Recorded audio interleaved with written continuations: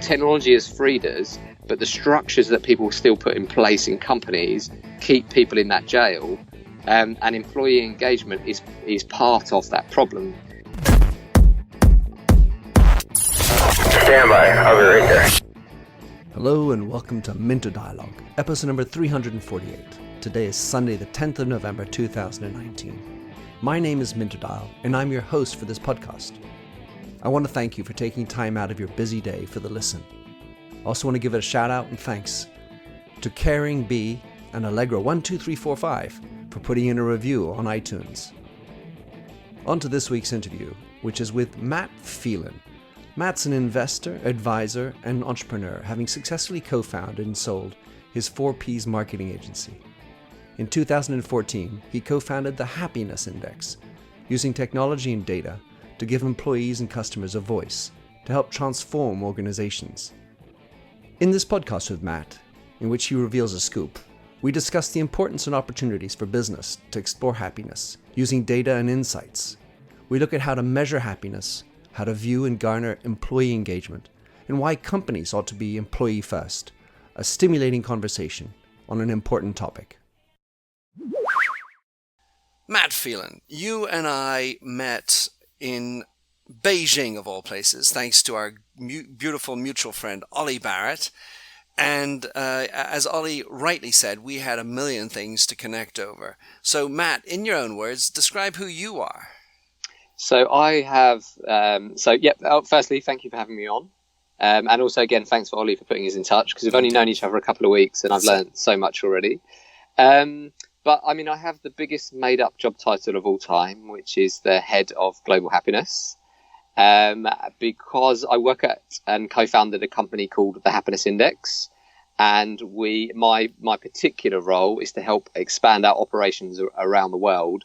But what comes of that is the cultural learning on happiness in different countries. So it's become a bit of my work has become my obsession and something that I just enjoy doing and unpicking, because we know a lot, but there's a lot more to learn than we already know, if that makes any sense whatsoever. It does. I want to get into how you got here, but just quickly, when you're doing global happiness, how many happinesses are there? It's like you don't have to learn 250 languages, presumably, but how many nuances do you think there are so far in your discovery around the globality of happiness? Yeah, it's such a good question. Well, I think I'll give you one example, which is if we take hygge, which is the Danish word, that isn't a direct translation of happiness. But the hygge is a Danish and Norwegian word from when Denmark and Norway were one kingdom. But if you try to explain back in happier days when they were together? Well, no, yeah, potentially. We'll let them decide. But they have another word called arbejdsglæde, and and anyone who's Danish who's listening will be laughing at my pronunciation now. But it means if you dissect it, it means work and happiness. But it's not two words to them; it is one word. So in their example, the Danes expect to have happiness in their work. It's not like are you happy at work? It's an expectation. So every country we go to is just completely different. But the good point on it is there's a lot of the really good research actually comes from Pixar. Because one of the beautiful things about Pixar is that it doesn't matter what country you're in, you can watch it on mute and you can understand what's going on, because they've really researched like the global emotions, and happiness is one of them, as are things like loss and things like that. So it has its universal aspects to it, but as we are human beings, we like to adapt stuff on a local level as well. So it's just fascinating. Yeah, I mean, just need to take the sense of humor as one starting point. So Matt, tell us how you got to take on this idea of the Happiness Index. What was the path that led you to this? So it started, I always say that the Happiness Index started with theft and a lie. So we stole from Richard Branson the concept that your employee comes first, not your customer. So that was the theft. We stole that. But the lie came, I was scaling up my own digital marketing agency from about 2008. And what I realized is my best staff all lied to me. And not in a really bad way, just in a very English way, which would be let's take an imaginary client. So it's not a real one. So let's take Apple. Oh, how's the Apple? I would ask one of the team, how's the Apple account going? And they'd be going, oh, absolutely brilliant. Then 2 seconds later, I get a call from Tim Cook saying we're handing in the contract. We're not working with you anymore. And what I found is that we were following a philosophy which we applied like a religion. Like we were obsessed with it. We will make this the best place to work. Therefore, the work will be brilliant, and the customers will be happy, and will make more money. But my background is I'm a geek, and I just love data. And I realized we came from this world, which you'll know from your world as well, Minter, which is that, do you remember that? Well, you wouldn't remember it because neither of us are old enough, but the saying of 50% of our marketing works, we just don't know what 50%. Sure. Now, digital marketing started to pick away at that. But what I started to realize, there wasn't much actually research into the cultural piece. So although we were applying this philosophy that employee first results in customer, we actually had no data on it or any methodology. So we basically started to look into how do we track that. And we designed a piece of technology which was just an internal platform with 2 lines of code that was so simple. It just asked our employees and customers how happy they were. And we just ran correlation analysis across it to see if there was a correlation. And that's where our sort of journey started. And now we're just obsessed at looking at everything from the impact of CO2 levels on happiness through to anything. Like I've just got off the phone where someone wants to look into the impact of chips, or in America you call them fries. Mm-hmm. And I was thinking you were going to be talking about microprocessors. Yeah, no, much more interested in microprocessors, chips. So yeah, that was a starting point of it. All right. Well, so I just to unpack the notion of the lie. Your best employees were lying to you about the nature of the contract with Apple in this case. Yeah. Or the way it was going, or that's what I am interpreting. How did you then discover or understand that these were the best employees and that they had to lie to you? What is it that made that revelation interesting to you? So for me, if we go really far back, my background didn't start with working with humans. It started working with animals. So my absolute background is my dad is from Brixton in South London, which when he grew up was quite a rough area. Now it's like lots of areas being completely gentrified. But his dream was to be a farmer, and through lots of hard work, that's what he got to be. And anyone who knows about farming, it's a very poor existence. You don't make any money from it. But what that led me to do is, so I just grew up working with animals. So like delivering lambs, working with cows, all that kind of stuff. And when you work up and grow up in an environment like that, you have to learn to communicate, especially if anyone's got a dog or a cat, you learn to communicate with non-verbal cues. And that's what I kind of realized when I started my own business, that us as human beings, and there's a cultural part in this of English people as well, we are really bad at communicating with each other, even though we have arguably the most advanced techniques at doing it. And ironically, the more technology we get, sometimes we get worse at communicating with each other. So, no doubt. And it was just an observation of mine. So I don't say it to like call out any of our people, but I just realized that the way that we were collecting our information wasn't working for the outcome we wanted, which is ultimately we just want to make our customers happier.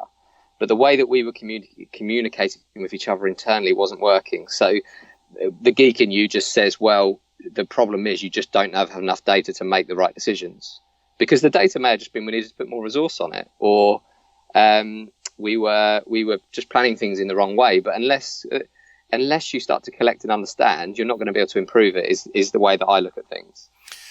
Right. So interesting. So you had this agency, as I understand it was called the 4Ps agency, something like that? Yeah, so, 4Ps marketing. Right. So Cutler and all. Yeah. What I'm interested to hear about is that well, you made the success presumably based on this philosophy of employee first, customer last. And you did an earn out, and you followed through the end, and now you set up your happiness index. Yeah. What I'm interested to hear from you, and maybe it's putting you on the spot a little bit, is to what extent will the acquirer be able to pursue your philosophy? Because it really looks like a real mindset. And when you do mergers, things like this can be perturbed and interrupted. Yeah. So the first thing is when we were going through the M&A process of selling the business, there's for those that are listening that don't know the process, there's a part of the process called due diligence, which is where they just check out the things that you've told them, are they true? And part of that due diligence will be employee and customer. So we were quite a freak because I think we had about 3 or 4 companies that were interested in buying us. But the fluke in our congratulations, by the way. Yeah, it's a nice place to be. But what we actually did is they were like, we want to do due diligence on your employees and your customers just to make sure we understand it. So we just said, we've got the data, here's the files. Because we already had anonymized how our employees were feeling and how our customers were. So we were very upfront because we were scaling our customers on happiness from 1 to 10. So we actually just said, look, this is how we are. We were always between 7 and 8 in terms of our averages. And we were upfront. We were like, we've got some that are 1s and 2s that are really unhappy. The majority, the most regular score was 9 because averages do funny things to things. Medians. But we were just upfront with it. This is us, because what was a bit unique and quirky about us is because we were all about real-time advertising and marketing. When you came in our office, we actually had up live the real time of how our employees and customers were feeling. So you could be showing around a potential new customer, and the score might be up there as 8.1, and it might suddenly drop to 7.5 because a load of people have loaded in a 1 score, and it's brought it down. So we were just always transparent and open about that, which is going back to the lie bit, which is if someone's a 1 or a 2, I want to know about it so I can do something about it. Like a lot of people get caught up in feedback and think about it's positive or negative. I just think it's feedback. It's how people are feeling. But that can sometimes be tricky for an employee. So someone comes up to you, hey Matt, I'm feeling shit. I'm on a 1, and I've been a 1 for 2 weeks, and my customers are 1s as well. Yeah. How do you manage that without it being some kind of punishment kind of feeling? Well, it all comes back to culture. So it depends what type of culture you've got. So I know Amazon have tried to implement an internal system similar to this, but and I don't know the case of it. So I'm just talking of stuff that I've read in external sources. Is that the way they ended up using it was almost used in a way of bullying, because there was peer-to-peer rating and all that kind of stuff. But then again, I don't know the Amazon culture, but I only see what I see from the outside, which is Amazon. For those that don't know Amazon, their thing is customer first. So their totem of that. So a totem is the thing that represents the value. When they have a board meeting, they leave an empty seat for the customer. So if Jeff was to join this call, Jeff Bezos, I would say, Jeff, where's not the empty seat, but where's the seat that represents the employee? Because I see it as all a bit like, like the Lion King when Mufasa explains the circle of life. I don't see these as separate things. I see them as all connected. So I think that sort of, it comes back to your culture, which is we had a culture of, right, let's get down around the table. It's no one's fault, but let's fix it together. If you don't have that culture, you could be in that scenario that you outlined. So if you were now working with a company that says, yeah, great, really want to measure, I want to have happy employees, I believe in employee first, what kind of advice would you give to the executive in terms of trying to qualify the best ways of implementing it and making it come to fruition? Yeah. So the first internal question that I would ask someone to ask themselves, and they don't need to reveal the answer to me, you, or your audience, Minter, which is, do they actually believe in it, or are they doing it because they read it in a book or they listened to this podcast? Because there's 3 groups of people. There's people that just do it as a philosophy. There's ones that will do it, they've got the data, and there's ones that are just doing it because they think they need to do it. And what I've realized is that if people don't believe in this, it won't work. So it's my first step is an internal question, which is just really ask yourself the question, do you actually believe in it, or are you just doing it because you've read it's a good thing? Because when it comes to getting this to actually go through into your entire company, it won't follow through to the way you want it to if you're just paying it lip service. Well, it does bring up this whole notion of self-declaration, because if you were to ask me, hey Minter, how happy are you? Yeah. I'm happy. You know, Yeah. Or who's to know that my scale of happiness is the same as Matt's, who's asking me? And if you're going to ask me, I believe it. Oh yeah, yada yada yada. Yeah. So this gap between what we say and what we fundamentally believe, is a constant. You know, I say I'm happy. Sometimes I like to say, well, I'm happy because I smile. Yeah. That kind of way around, Yeah. which is a philosophy almost, but it's not always true. Correct. So what we run, so basically, so there's some humans, again, going back to how we are at communicating, we're very bad at self-scoring our own happiness. So when we set up with clients, we set up in different ways. Some people like to self-score, some people don't. But at the same time people self-score themselves, we run sentiment analysis to actually see the sentiment of what they're saying versus what they've said. And it throws up fascinating things. I've actually asked one of our team to do a full report across the database because we've never done that before, just to see the average difference and stuff like that. But that's how we get around it, which is the sentiment analysis piece. And the other piece you pointed out about smiling is something, and this is very cultural. In Japan, a lot of people ask us to do, because we can do facial recognition. But again, I know this would be my English take on it. I always recommend against doing it because I met with someone this morning and they said to me that their son accused them of being the most unhappiest person in the world. Now, I know this guy. I've known and worked with this guy for a while. He used to work at Telegraph, now works at Go Carlos, but he just has resting, serious face. It's just, that's what his face is. He just looks, anytime you're meeting him, he doesn't actually look sad. He just looks deep in thought all the time. Furrowed brow. Yeah, that's what he is. And then you've got all the other things like facial disfigurement, people that have been scarred or whatever, that it's not, for me, it's not, I don't think it works. And it creates this kind of weird culture of where you need to smile as part of the brand and that kind of stuff. And I think that, because another area of passion of mine is, I call it mental fitness on purpose as opposed to mental health, but that's even a thing for another day. But I think it has a degradation on that because it's really important that people can express their feelings. Well, so just thinking about all my trips to Japan, when they smile, oftentimes, especially the women, they will cover their mouth and smile because they don't want to show their teeth or the inside of their mouth as they smile.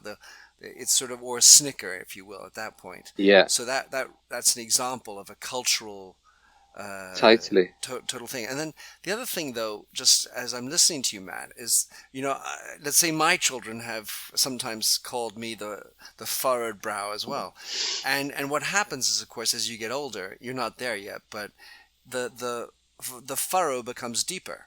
Yeah. And so the crease, the wrinkle, becomes a permanent feature. And it can look like I'm sort of a little bit angry or cross and or in deep thought. And so I've wondered about that, because in the end of the day, that is also the perception of somebody else. And we live in that mirrored world where if you walk down the street and someone looks at you worriedly, well, that is something you need to take into consideration. And anyway, it will impact who you are and what you're feeling. Yeah. And I mean, where I live in North London is it's a very Greek area. And one thing I've learned from a saying that they use quite a lot is that when someone's pointing at you, they often have three fingers pointing back at you. Yeah. And I do think that kind of analysis, like if you're feeling in a bad mood, everyone that you look at, you interpret them as being in a bad mood. If you're in a good mood, you think that they are. So it goes back to why that, for me, that just because the technology is there doesn't mean you should use it in that way. So the AI technology, Google, Microsoft, it's all there. Anyone can pick up and use it.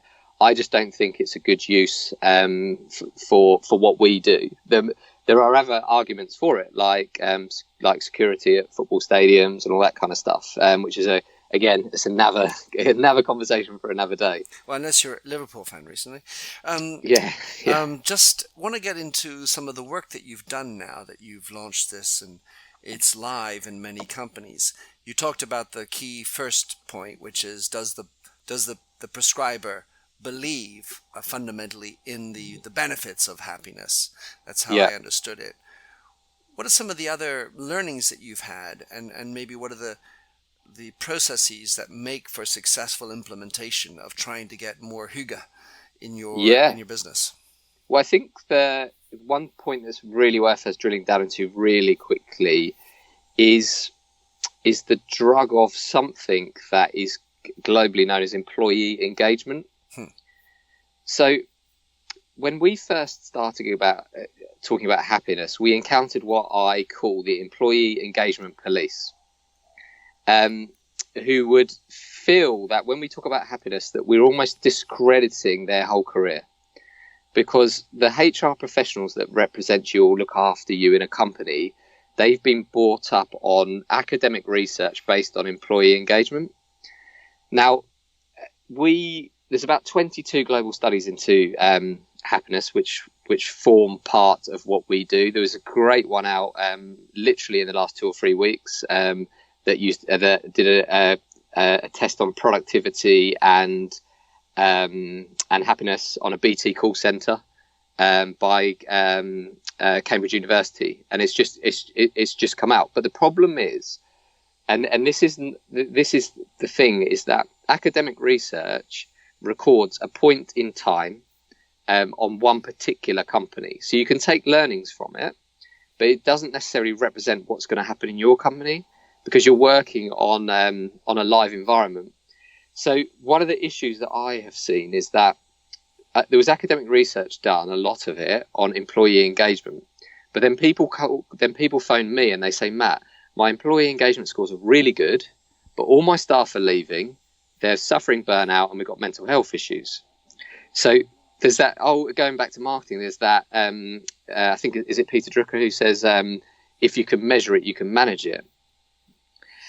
Which is a great saying, but it's also part of the problem, because what if you're measuring the wrong thing and managing the wrong thing?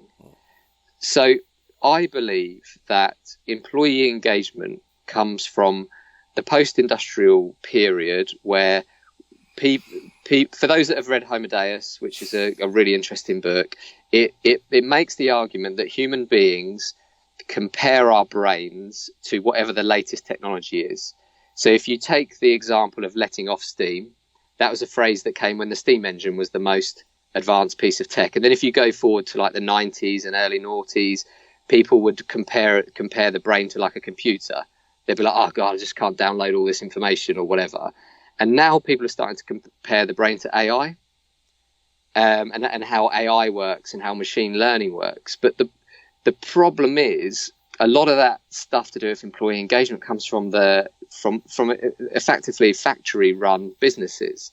But the way that technology has freed us, in the way that me and you rarely think about the work we do from an office space, the fact that you're at home, I'm out and about, and we're recording this, technology has freed us, but the structures that people still put in place in companies keep people in that jail, and employee engagement is part of that problem. So when we first started to look at it, we thought, right, we're going to have to be the terminators of employee engagement. But the more we got into it, what we actually realized, there is a lot of merit in the old stuff. It just hasn't been updated. So what we found is, and it gets a bit Star Warsy, or Buddhisty, if you want to call it that, if Buddhisty, if that's even a saying, but it's about balance. Because what we realized is that if you just focus on employee happiness, people actually like to be engaged at work. So it's actually a beautiful circle again, which is, if you're engaged at work, you're happier. And if you're happier, you become more engaged.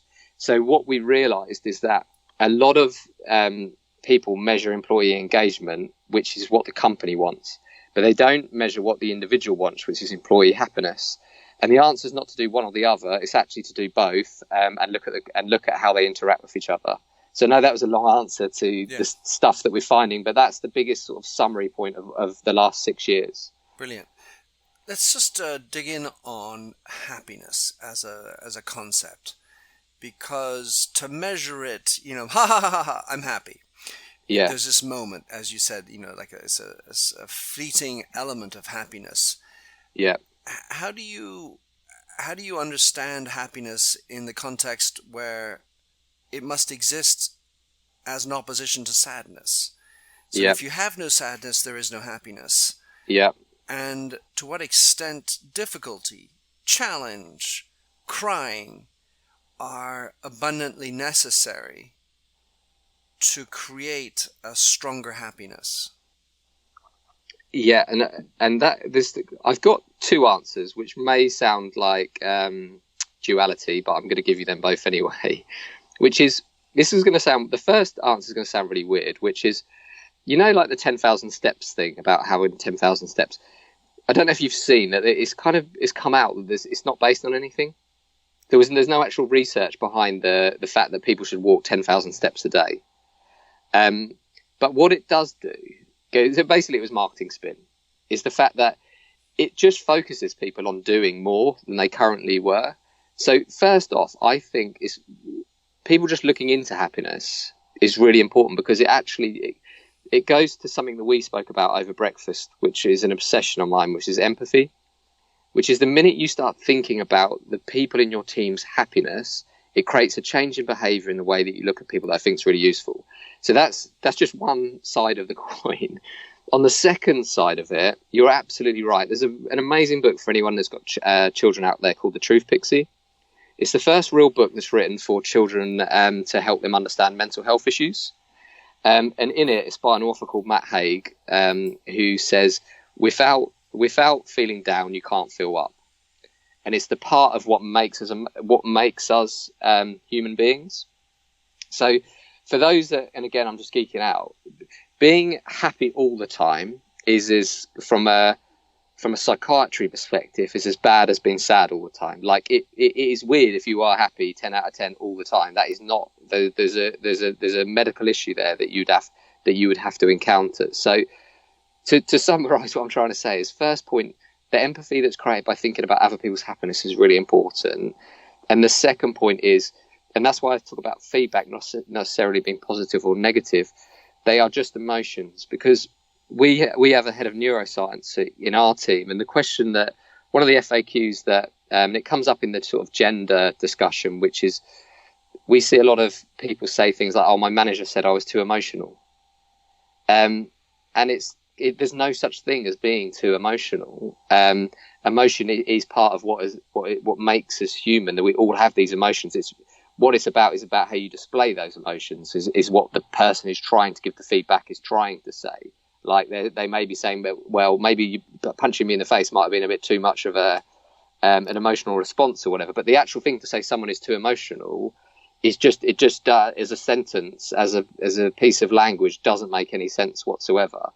So I just think it's really important to, although we use scoring systems, to not think of like a 10 as good and a 1 as a bad. What is important is what we call insight, which is to take insight out of it to improve the company. So again, I know that's a long answer to your question, Minter. No, it's great. It's very sensible. I really understand it. When you look at the data that you've now created and anonymized as it is, yeah, I remember you told me that the English are much happier when it's raining outside. Light drizzle. Light drizzle, sorry. Yeah. Right. So what other types of data points would you say you've come up with, looking at a meta level with all the data that you've created around happiness in the workplace and this engagement story? I'll just go to the biggest, scariest one, which is a bit of an exclusive. This is an exclusive for your podcast, which we're not going to release the data yet, but we'll give your listeners a heads up, is the impact of CO2 levels on happiness. And we're tracking it at the moment.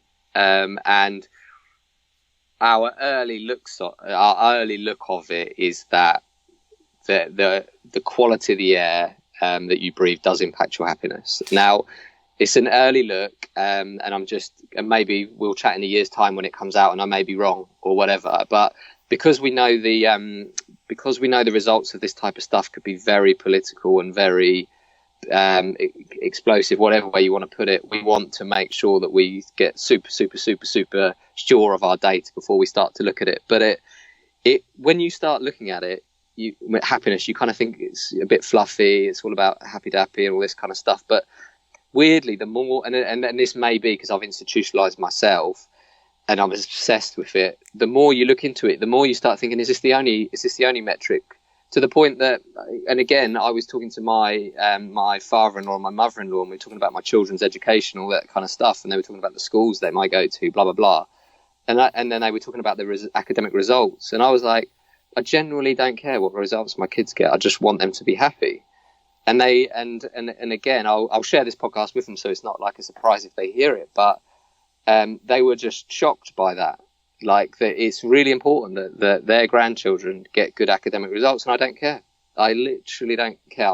I just want my children to be happy. And I don't know if I've just listened to too many John Lennon records or whatever, but that's the more I look at the data, that's all I care about. And at one point, I just want to make on that, I don't think happiness is a selfish thing. I don't think it's all about you being happy. I think the understanding about how you can make others happy are all part of the cycle. So I just want to make that point as well. I don't think it's a move away from not caring about other people into everyone being obsessed with themselves because of Instagram. So I have a friend who I like to call as the Minister of Air, who works in France and spends a lot of time on this particular topic. And thanks to Thomas Kerting, his name, I understood that the pollution inside is distinctly worse than the pollution outside. And so that I would be very curious to know whether it's the CO2 as we think of it by the cars in the street, but actually there's a whole nother level of contamination that happens inside, mostly thanks to human beings and the way we are and the dirt that we carry around. So that might be an interesting data point. Yeah, if you're happy to connect us up, I'd love that. I'll do that. So then the other question I had with regard to this data, things like, are introverts or extroverts happier? Or is there no other data point like that, basically each to their own, and it doesn't matter what type of characteristic or how you are, everyone has same access to happiness? Yeah, they do, and it's very personal. The thing that, and this is why, again, it's like that saying that the older you get, the more you realize how little you know. And the more I research into it and the more we uncover, the more I feel like the less I know of it. Mm-hmm. And the more I look at it, the more personal I think it is. So, I mean, we hire in our own team lots of introverts, which are developers. Right. And again, it goes back to the self-scoring thing, is like, you may score yourself a 5, and that may be happy for you. And I may score myself a 9.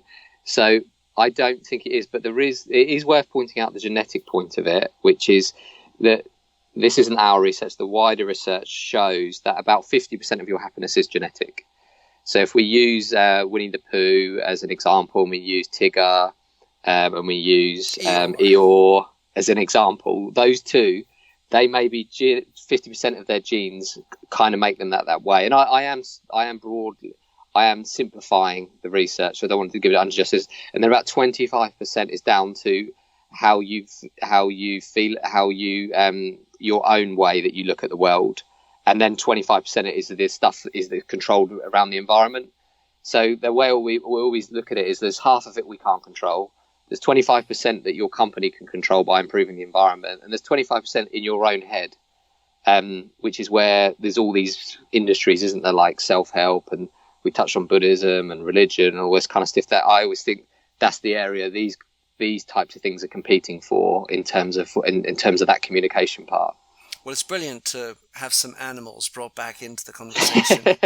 Sort of a little bit. I think I did that subconsciously. Yeah, maybe. It just also made me think about tipping. How different cultures have different ideas of adding a bonus to the service they've received. And generally speaking, the indication is if you're happy with a service, you tip. Some cultures just do not tip it's included already in the bill, the French, the service compris in the bill. So then they're always considered stingy outside, but in tipping cultures because they think it's already included. Yeah. It seems to me the funny thing about tipping is that it's a material way of demonstrating, how happy you are.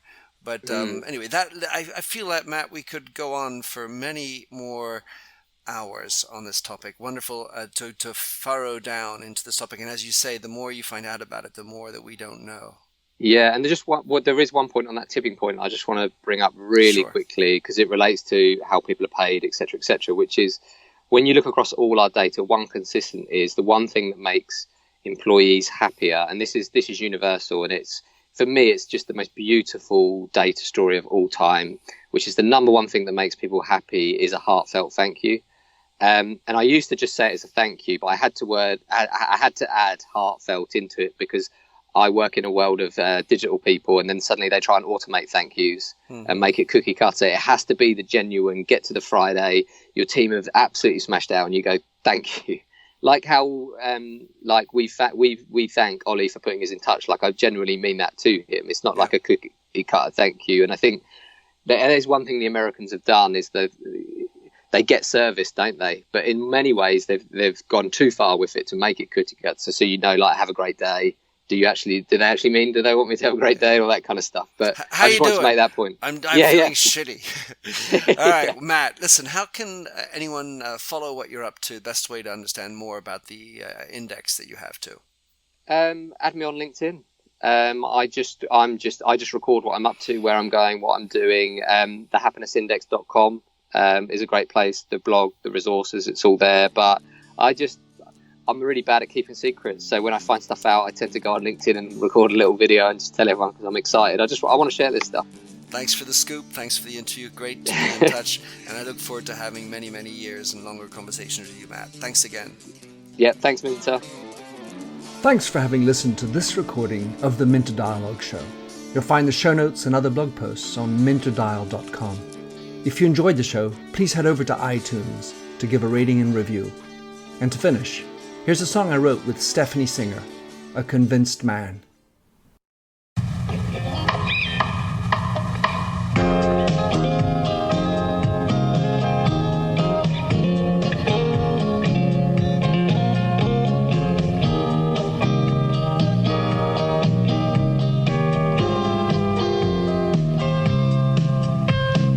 I like the feel of a stranger tucked around me, precipitating the danger to feel free. Trust is the reason, still I won't toe the line.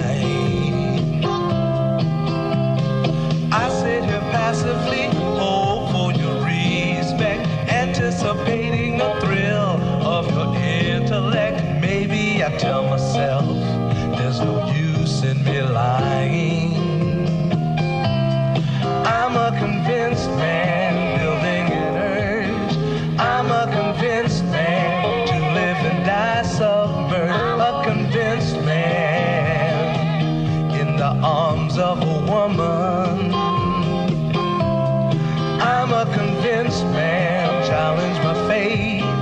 I'm a convinced man, competition's innate. A convinced man, in the arms of a woman.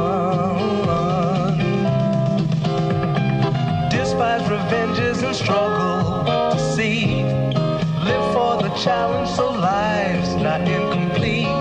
What's wrong with challenge? I know soon we all die. I like the feel of a stranger tucked around me, precipitating the danger to feel free. Trust in my reason,